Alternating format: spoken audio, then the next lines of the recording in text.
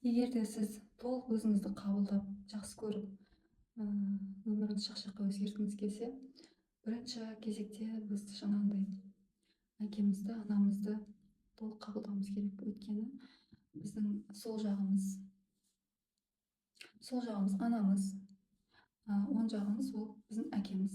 Біз сол екі адамнан кейін құралғаннан кейін біз бір адам болып шығамыз. Сол үшін анаңыз сізді кішкене кезде ұрып соқса да, жаңағы неше түрлі сізді қаншадай өкпе-ренішіңіз бар болса, бәрін кешіріңіз. Әкеңіз де жаңағындай кішкене кезінде жаңағы тастап кетсе, бақпаса да, бәрібір де қабылдауыңыз керек. Өйткені сіз оларды қабылдамай, сіз өзіңізде жоқсыз. Сіз өзіңіз ол ата-анаңызға өкпе-ренішіңіз бар болғаннан кейін, сіз өзіңіз сол қабылдамағаннан кейін, сіз өзіңізді қабылдамайсыз. Біз ата-анамыздан, әкемізден құралған жанбыз. Сол үшін барынша, егер де отношениемен жақсы болғым келеді, жаңағы күйеуіңізбенен, жаңағы қаржылай табыстан жақсы нәтижеге жеткім келеді, жетістікке жеткім келеді дейтін болсаңыз, онда жаңағындай бірінші кезекте әкемізді, анамызды қабылдап, оларға жаңағындай дұға жасап, аман болсын, дендері сау болсын, алла тағала разы болсын деп кешіріп қабылдауымыз керек. Біз жаңағы біз әке анамызға ешқандай ренішіміз болмауымыз керек. Ренішіңіз бар болса, сіздерге жаңағындай бір практика айтайын. Қағазға жазыңыздар, 500 рет анаңызға кешірім хат жазасыз. Жаңағындай: жан анашым, 9 ай 10 күн көтеріп, ақ сүт бергенің үшін, мені бағып тәрбие бергенің үшін рахмет жан анашым деп бар мейіріміңізбенен жазыңыз. Сол кезде әр жазған сайын сіздегі жаңағы анаңызға деген махаббатыңыз, жақсы анаңыздың жақсы жасағандары, жақсылықтары есіңізге түседі. Егер де жоқ, жаңағыдай ешқандай ренішім жоқ деп жасамасаңыз, бәрібір де сіз жасаған кезіңізде, соны жазып кезіңізде бұрынғы ұрғандары, ұрысқандары, сөздері бәрі есіңізге түсуі мүмкін да. И солай сіз жаңағыдай жылауыңыз мүмкін. Сол жылау арқылы соны тазаланасыз әке-шешеңізден.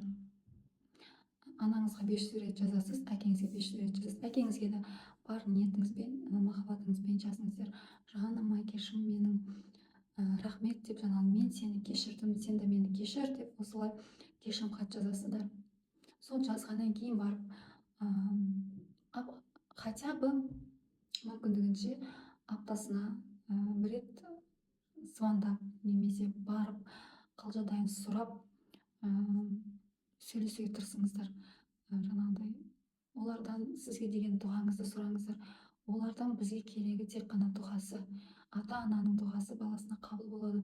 Сол үшін мейіріңізбенен аптасына бір рет қалжадайларын сұрап, сіз де жаңағыдай өз мейіріміңіз, қамқорлығыңызды білдіріңіз.